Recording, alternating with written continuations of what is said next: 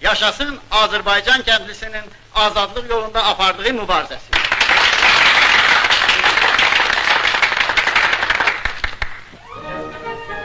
Torpaq, o mənimdir.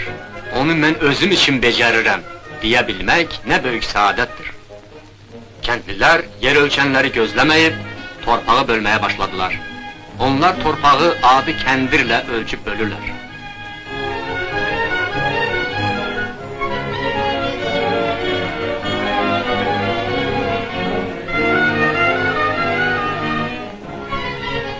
Püşk ataraq hər kəsə öz payını verirlər.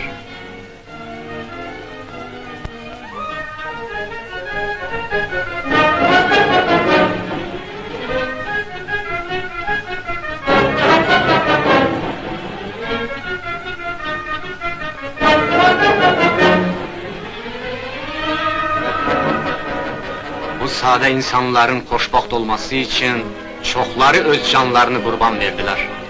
Onlar bugün doğrudan da xoşbəxtdırlar.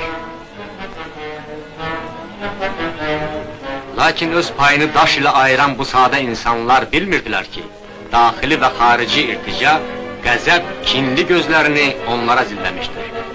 İrticaçılar bu savadsız imzaların böyük siyasi mənasını çox yaxşı başa düşürdülər.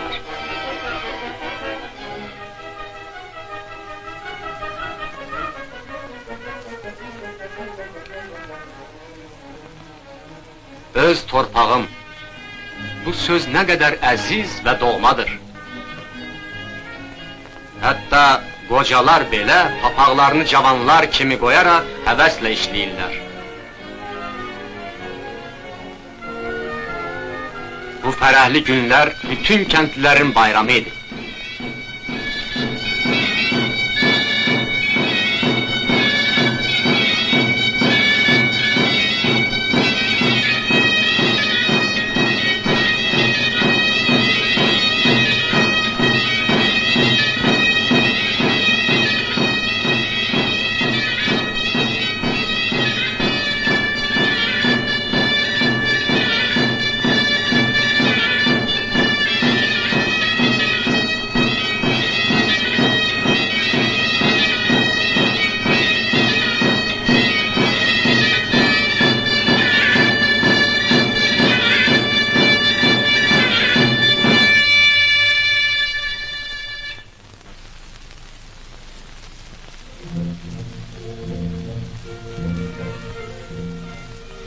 Bu günlər Novruz bayramı günlərinə təsadüf etdiyi için xüsusilə əzizdir. Hər il Mart ayının 22'si bayram edilir, bahar bayramı. Lakin əsrlər boyu birinci dəfədir ki, xalq öz vətəninin yeni həyata girdiyini bayram edir.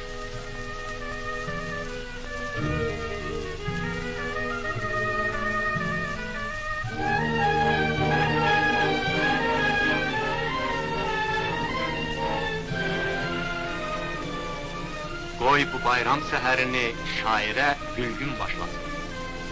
Şairlər və sənətkarlar ölkəsində belə bayramı şeir ilə başlayarlar.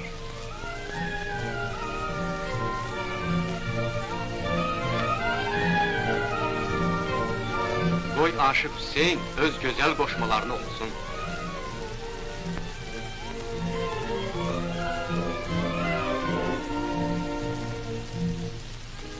Milli hükümet başçıları haman gün xalq ilə görüşürlər. Bugün herkes buraya gelip öz rəhbərlərini təbrik edə bilər. Herkes hükümet başçısı pişəvərinin əlini sıxa bilər.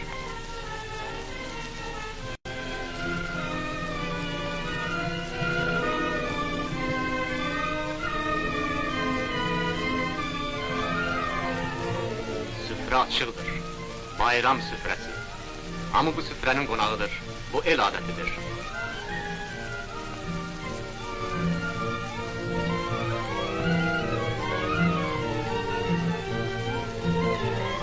Səttarxanın qızı da qonaqların içərisindədir.